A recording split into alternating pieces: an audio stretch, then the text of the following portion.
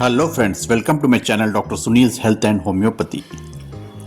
The topic of today's discussion is dry cough versus wet cough. A dry cough is a persistent cough that does not produce mucus or phlegm, whereas a wet cough is a cough that produces mucus or phlegm.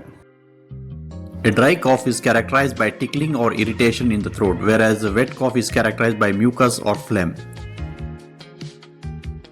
A dry cough may be caused by asthma, allergies, irritants and GERD, whereas a wet cough is caused by bronchitis, pneumonia, cystic fibrosis and chronic obstructive pulmonary diseases.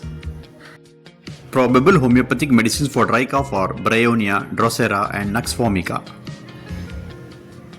Probable homeopathic medicines for wet cough are Ipecac, Drosera and Antimonium tart.